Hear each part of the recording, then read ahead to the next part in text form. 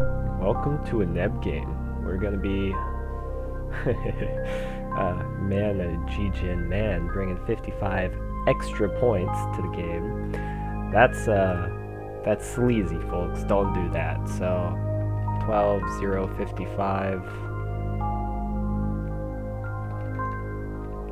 What is that? Roughly 0.5% extra advantage for OSP this game.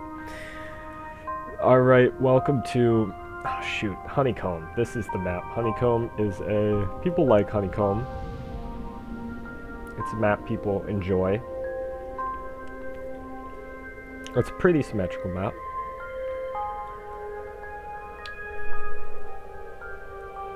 And we're going to have Team 1. We've got 3, maybe 4 new players, depending on how long Cat has been playing.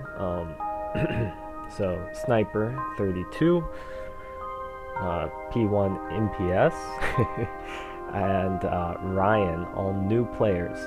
We're going to have a Team 1, that's Blue, ANS, the Space Navy versus OSPN, the Space Truckers, the Space Miners, and the Pirates, and Gold Bugs. They do some funny things.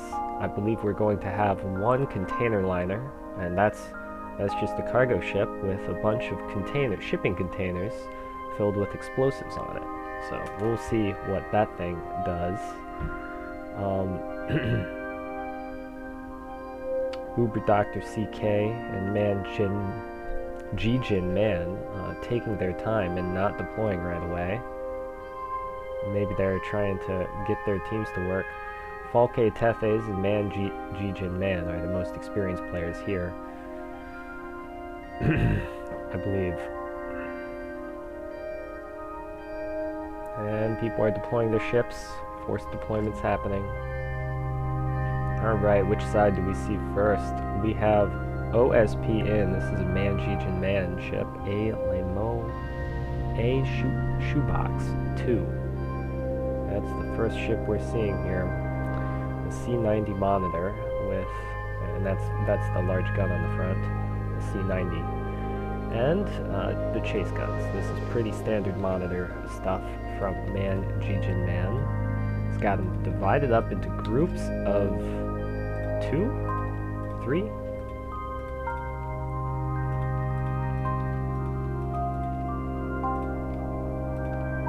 Yeah, okay. Alright. Karula Jexcat bringing the container liner full of containers. Spam mine containers, clones, decoy containers. Always good to see a decoy container in the game. I should probably turn the music down. We've got ANS Sniper up here with, I believe this is a starter fleet. Abject Terror, a classic, and Always Alert, our little radar ship. So we'll see how they run this. Probably about to see if they turn that radar on. They're about to see Sensor Ghost up here from Falk's Tefes, which is a missile sprinter, perhaps a torpedo sprinter, depending on what these are. It looks like 3 of them are torpedoes. They're going to be bringing more. Tefes over here bringing the beamstones and the cap ships. An important thing to bring. These guys have lasers, the lance, the halberd, and the pike. Lovingly named ships. Sensor Ghost, Mirage, and Martyr. All named what they're doing. Over here we have P1 MPS, bringing Moral Failing and Value Judgment, the classic newbie fleet. I believe this might be their first or second game. Hoggy Tana from Orion. 4 sprinters. They probably played a game or 2. Cyclone. Oh my gosh. This is a gutsy build from a new player. It's all missiles. Probably gonna work all right for him. And Uber Dr. CK Whoa, I like it. The electronic warfare destroyer. No, this is just a beamstone fleet with a souped up Ewar kit. And that's HSS Nadir. And there you go, you can see them just blasting out, no income at all. Making sure this clipper doesn't see them. All it's doing is telling the enemy team that there is jamming down here. This is one of those containers. It's just been filled with a radar signature that mimics another ship. So ANS does not know yet that it's a ship. Alright, Sensor Ghost has been fired upon, and they did take C. Now Sensor Ghost is going to go disappear, because there are two larger ships that should be able to deal with it. Though that's the trouble, because it does have... Oh no! Oh, how evil! That's so sad. Those little decoys doing their work already. Will these guys be able to pick up the sprinter? No, they won't. Oops, some of them will. The sprinter may be able to slink out of this. It's got a defender on it. I don't know what these guys are doing, but they're going the wrong way. They aren't turning to fight the sprinter. Now that's weird. That's a bug or something. ARAD, active radar. I don't know what they did there, but they somehow saw the sprinter and then didn't take the target. And so they're gonna go down here and get defeated by PD. But they are, due to how the game works, a missile does reveal what's shooting at it. So it's a form of scouting sometimes. That isn't entirely realistic. The Cyclones coming out from Orion. We're gonna see how they do. These are very simple. Very simple. And they're just gonna blast through here. And they can hit a Joker from Squid Pro Quo. I don't think we've gone over all of the SPN ships yet. The Joker getting its bridge taken out. There goes the antenna, there goes the spotting, their fire control radar, there goes the... Do they have a second CIC here? No, that's their only CIC. They've got two other ships, Punch and Judy, the C-90s, the C-90 monitors. You have very large guns, do a ton of damage, and a little spotting ship, Guppy. Gonna watch D, it looks like. More Cyclones just coming out. If Ryan keeps this up, Ryan's gonna be super annoying the entire game. And he's H-cap. He's hitting the right targets with the H-cap. Oh, he's just launching them all. Spam container. Getting lost up here. Don't dump all your missiles in one place. Ooh. They do have a long sprint. I'm not sure they're going to make that. That is a very long sprint. And I think what they're doing is they're detecting too early. Oh no. A little bit of a newbie mistake with these. It's detecting the flak. No, this is actually a good move from Squid Pro Quo. He's dropping the chaff and moving away, which ranges out the missiles. The missiles still do have the range. Takes out berthing, it's crew quarters. Bonk. Bonk. Taking out the DC locker, taking out the ammunition elevator, taking out the track oiler. Oh no, he doesn't have enough restores for that.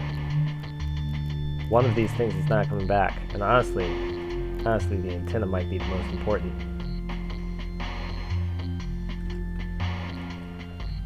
The Ewar soup is developing.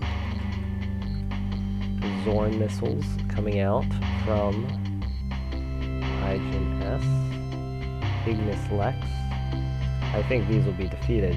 They're not a hybrid missile, they're just a size 2 missile. So they're gonna get up here and then they're gonna, oop. Something else going on. Those are fast containers. I'm not sure I've seen containers move that fast in a while. These guys are gonna, a little confused. That guy got close enough to actually hit something. So potentially some of these might hit, but I don't think very many are. They're gonna have to degrade the point defense before they hit something. And that's no good. Look at all those shells just being wasted on the rock.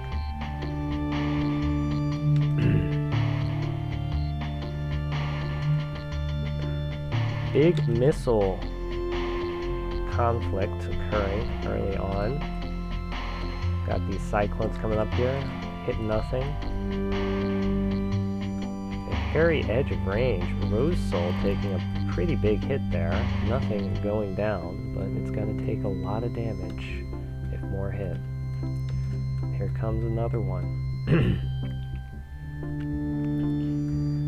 Now, there's kind of multiple philosophies on what you do. Oh, and there we go. Rose Soul defeating it quite easily with those auroras.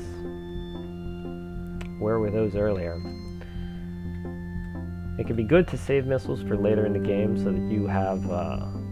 missiles are one of the best ways to reach out and touch someone on the map, right? You don't necessarily need line of sight. You just kind of need to know the general idea of where they are.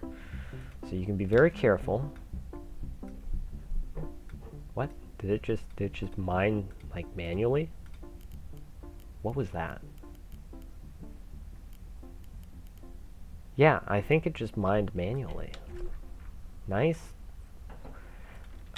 A uncommon use of the container liner from Cat, from Krulogic's Cat. It's not a bad move at all.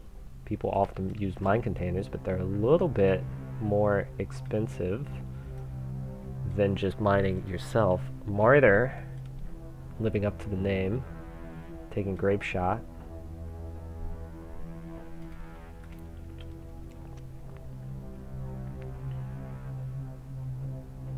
It's not looking good for Martyr, but that may have been Martyr's purpose. Martyr took the D point and now, in death, reports the horde from Jijin Man. Beamstones up here. Are they in range? Ooh, they're close. They're close. If they just hide down here and don't get spotted. Oh, but one of them is spotted. One of them is spotted, and Ignis Lex is looking a little unhealthy. I'm not sure if those are from containers or they're from shells. It's probably from shells. Rose Soul up here with the angle to eliminate Ignis Lex. Nadir, Huntress, and Regicide going to come up here. And it looks like they're going to get a beam probably on this guy. And beams, should you get hit by a beam, and it happens sometimes. Oh no, this is painful to watch. Cyclone. Ooh! Splitting the difference and hitting nothing. An issue missiles sometimes have. Huntress, not going to be able to turn that beam, it looks like. The engine is out. Regicide will probably get something. Well, what shall it get? Oh no, a bump, a collision. EWAR ship is being targeted. When you're locked up, EWAR doesn't help you very much. Shoebox must have some parallaxes or something going on here. Huntresses. I'm not really sure how they're able to see through that soup. Maybe they're getting comms from somewhere else. The deer is still spotted. From where? Ah, by this little guy. Solar Judge reporting back the targets. This guy killed probably would have wiped wiped Falk's Tethys. Oh no, Uber Dr. CK from the scopes.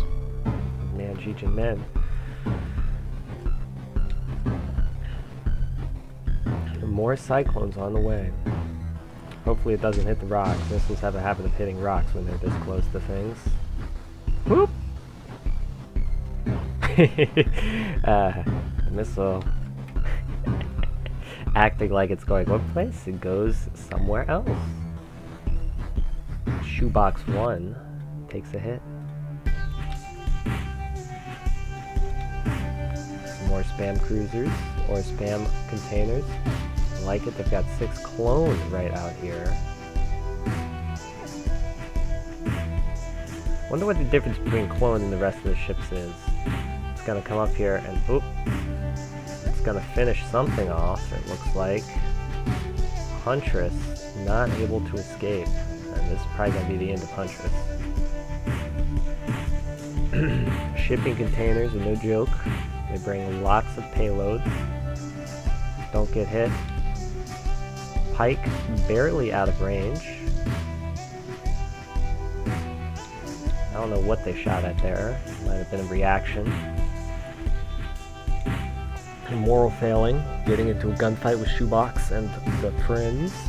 Shoebox and friends do those C90 cannons. They do lots of work.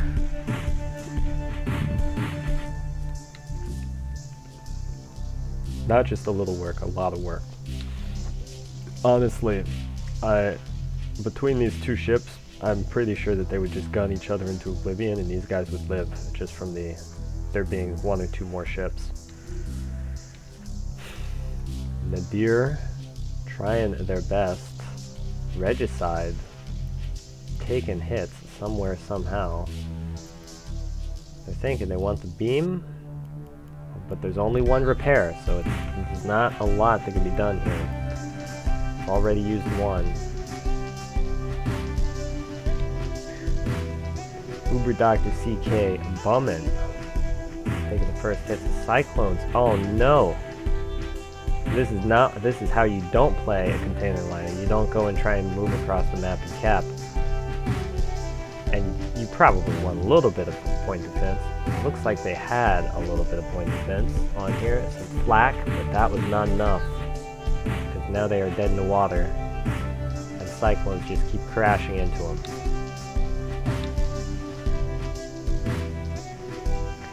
Satisfying to watch when you get a missile like this. And there you go. That's what it does. It penetrates the ship and just blows out the other side. That's what HCAP does. Oh, that one exploded entirely in the ship.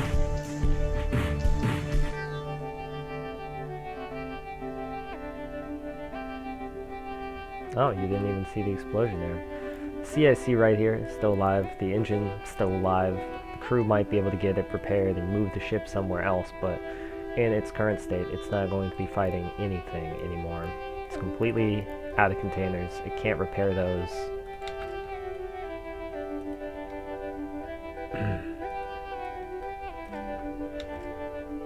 Ryan out here with the sprinters, just spamming Cyclones, doing tons of work.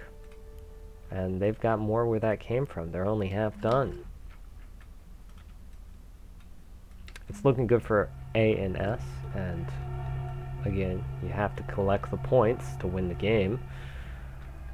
D, A, E, all captured by A and S right now, so A and S is currently in the lead. OSP, more ships, ooh, and here we go, Pike getting some hits on Shoebox. Shoebox pointing the right way. That main gun is out, and you can see the laser just picks one thing at a time and destroys it. It's not that the laser's picking necessarily, it's that the laser is just hitting different parts of the ship. And it's a laser, so it only hits one part at a time. Pike burning the laser out, just overheating it. Every second of damage it gets up here is devastating. And this is why you have to be so careful with these lasers. They are short range on destroyers. They're a little longer range, and they... no. This is so frustrating. If it gets a third ship, it gets a third main gun. It's peeling off the armor right now, but it doesn't get through. An excellent pick, an excellent destruction from that destroyer. And Shoebox 1, Shoebox 4, both crippled at this point. Shoebox 4 will be able to repair some stuff. Not the chaser guns, but the engine and maybe an ammo elevate. Oh, one's gonna have to be the magazine if they ever want to shoot anything again. So it's gonna be the magazine and probably the engine. Shoebox 1. It's the engine. Oh no. No, they're making a critical mistake. If you don't repair the magazine, there they go. They realize that they need the magazine and they'll get one little gun. It's not going to be great, but it's something. It's better than nothing, which is what would have happened if they had repaired the gun. Nice catch by G-Jin Man. That is a experienced player who has done that before and knows not to do it. Pike in the wrong spot, the wrong place. Taking a single gunshot there. Oop, taking a second one, and there goes the laser. The laser has been blasted by that single shell. They can still repair it, but it's not looking good. You can see no secondary weapons on this ship. Pike is only a laser bathtub. Not even a laser bathtub, just a laser carrier. Value judgment. Oh no, we're moral failing. A little bit too close together, bumping into each other. Not the biggest deal when you're a spaceship. But definitely not what you want here. Solar Judge not going to be able to do much damage with those grape shots, which are just going to bounce straight off the armor. Though Solar Judge is probably not the target that they want at the moment. Shoebox 2, probably a more important target. We got more Cyclones coming out. What are they going to hit? They're probably going over the rock. They're going to hit something. Regicide, just cruising over here, just seeing what's going on. Regicide perhaps consider the write-off. Man, G-Jin Min, broken morale. The Cyclones start coming in, and it's just too much. They give up, surrendered. These ships are abandoning themselves. The moral victory to ANS at this point, because they just, one of their opponents is disconnected. I don't think they needed to, but it wasn't looking good. Another beam coming up. People may not have realized that these ships are completely combat ineffective at this point. So all of the Cyclones that just come in at this point are just excess. These ships are going to be blown up. They're just taking tons of damage. They're all dead. Lifeboats are coming out. I think lifeboats are invincible now. You can't even kill them even if you want to. War crimes, people say, but captains never say no to war crimes. They complain about them, but they never say no. Regicide just going to take the hits. I assume that the player has just considered the ship a write-off at this point and is just using it for cheap scouting, seeing what's going on. Halberd, hiding back here. Rose Soul is taking more damage. That might have been a laser sliding in through here, sliding in through the bottom, the side. This looks like laser damage for sure, so I think Rose Soul may have taken a couple of lasers from Halberd. Halberd might not have been close enough, so it might have just peeled off the armor, and it did gut the ship here and there. There it goes. Rose Soul getting licked by the laser. But the laser, I don't think can kill it. Rose Soul has plenty of armor, and it looks like they're at the hairy edge of the range. And at the hairy edge of the range, the laser doesn't do as much damage. Squid Pro Quo may have also taken the laser. Let's look at the armor. Yeah, that looks like a laser scar. Well, this side is definitely a missile scar. This side looks a little bit like a laser scar. It might be all missiles. We saw this thing take some missiles, some Cyclones. Regicide is dead. They don't need to shoot it anymore. So Uber Dr. CK is kind of out Tethys drive yards. Still has lance. Still has some beams. P1 MPS. Showing up here with the ships. Are they going to take the point? They're going to take the point. That's good on them. They should be doing that. Guppy hiding back here. Still. Abject Terror. Dropping on Halberd. Halberd's not going to be able to do much here. These 450 cannons are going to make short work of it. If they don't overpen.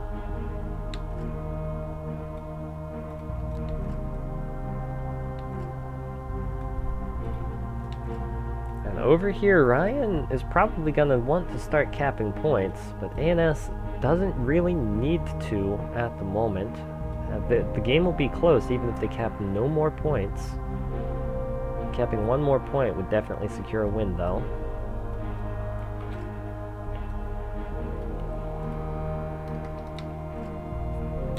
A moral failing and value judgment should be able to do that without any issue.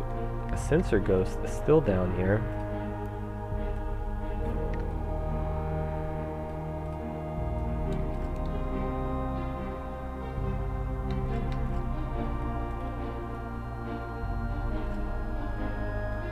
Value judgment did take a little bit of damage, but it'll be fine.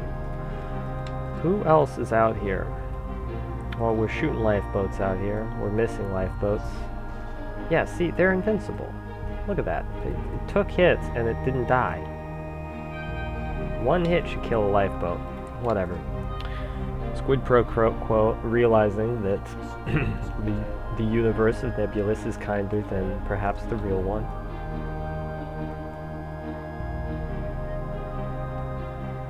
And the bombshell's coming out. This is a little bit of an anticlimactic petering out of combat. There are still ships out there. They can still do damage, but the main killer, which is probably going to be this one, is out of the fight. Lance again doing its damage. Falke Tethys yards, an experienced player using the laser to its full effect. Punch getting carved out. And there we go. The ship is crippled. The ship is dead. Unless they can repair that CIC. That's probably not going to happen. Reactor out. The repair teams are scrambling. The ship is dead. There's no chance it's repairing itself. Here comes the next one, Judy. I mean, when you see beamstone like this, you have to react immediately.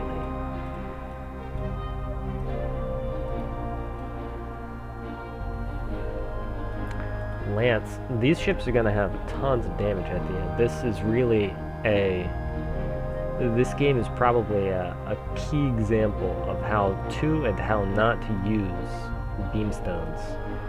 We've had 6. We've had some that we've had Tethys have all done well. Ignis Lex, the first one to be hit, has repaired itself, so it might be doing something. But sadly, Regicide and Huntress could have had great things, but were either a little bit unlucky or a little bit mismanaged or a little bit in the wrong place at the wrong time. Maybe all of the above. Judy. Going down, the CIC is still up, the engine is still up, it can get away, but ooh, I don't think so. There it goes, it's dead. Lance showing up and killing 2 ships that probably cost just as much as it, and hiding behind another rock, hiding behind the jammers. Joker over here, probably can't see it because of that jamming. Getting double jammed. Nadir, an excellent ship, a wonderful idea. It just has not worked out.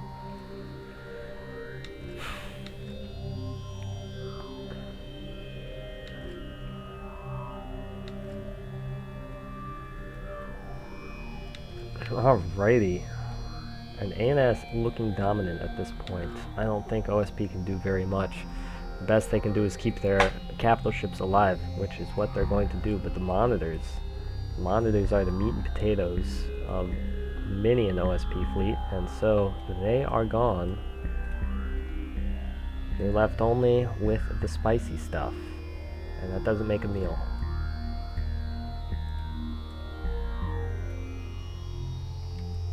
Cyclone's coming out. It's gonna get Abject Terror up, but that was an active... No, that wasn't. That was just a... It knows it's coming, but it's not reacting.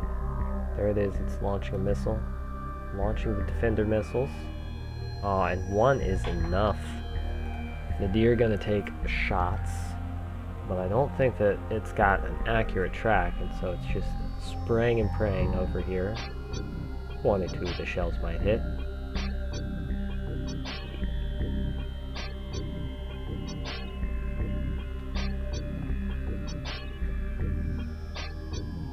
When you're a big ship like a battleship, it doesn't matter. You're big enough that you take half the shots. When you're a little ship like a destroyer or smaller, that accurate track really matters. That spread matters, that range matters, it all matters.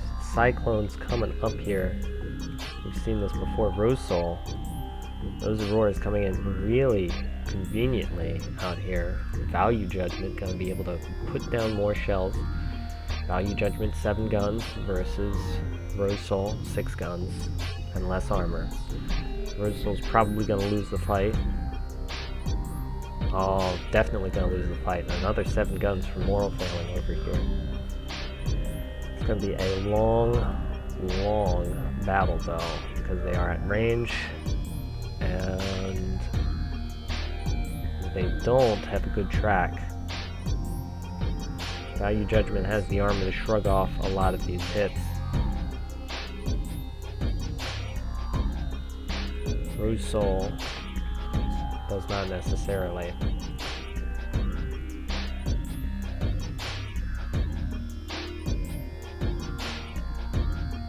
You can see they're trying to take it on the front. If they take it on the front, the shells have a good chance of bouncing off. And you probably just saw one bounce off. But some of these are getting through, and it doesn't matter.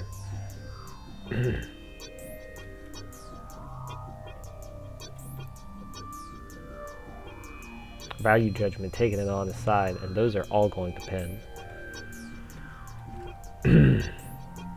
Value Judgment and Moral Failing taking the B point, and this is going to, if they take it, seal the deal. OSP, honestly, to win the game, needs to take both the other points at the moment, and so it's almost certainly not happening.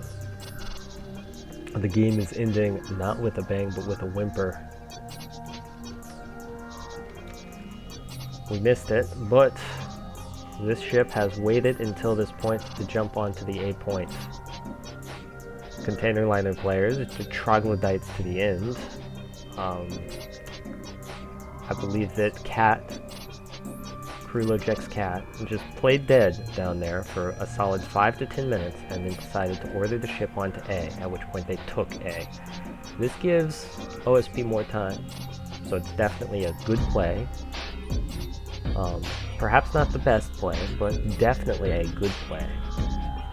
It's definitely helped the team out. Sensor Ghost is going to have to come back to capture A. And they're losing 2 points at once, and the discrepancy is going to come in real hard here. Abject Terror is locked. One of the guns is down. I don't know from what. Those decoys early on in the game would definitely helped a lot. I got them, I believe. Oh no. The Beamstone has gotten close enough. Pike slipping in, disabling parts of the ship. Got 2 more decoys. Sniper 32E, perhaps not knowing the full extent of the power of decoys yet. ANS capturing every single point. Joker going to be able to capture E back, but it's going to be way too little, way too late.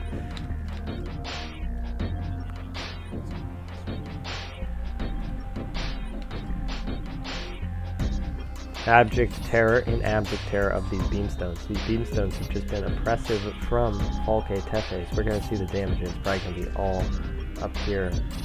And Ryan and T1 MTS doing a ton of damage for new players. Perhaps it's luck. Perhaps it's, you know, they picked a solid fleet that is really sort of a living fossil fleet that is always at least a little bit effective. And Mr. Ryan finding one of the highest tier strategies in the game very early on, and just benefiting from Cat being a little bit, well, way too aggressive. Cat, with a ship designed with much the same strategy, just decided to play aggressive when they really should not have. There they go. ANS, solid win from them. Cat doing a lot of damage, really, which is surprising for how little they have launched. They could have done a lot more.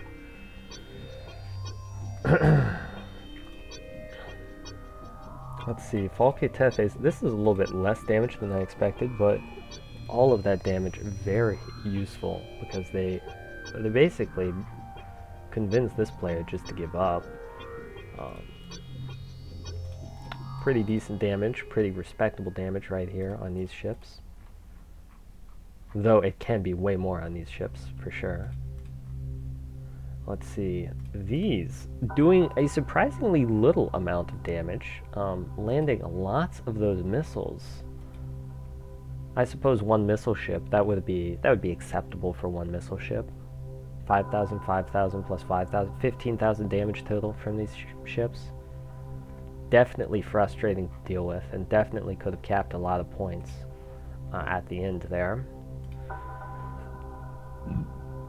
Uber Dr. CK getting a little bit of damage at the end, and really none of the ships doing an especial ton of damage.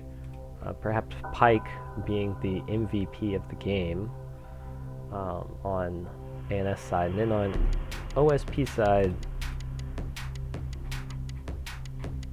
I would give it to this ship if it didn't die in such a silly way. I guess Rose Soul being the chief, the most useful ship, taking tons of punishment, surviving, and dealing out about as much as it took, and that's more than can be said for most of the ANS ships this game, or OSPN ships this game. Joker, not used to dealing with those missiles. And there we are, folks. That's it. That's it.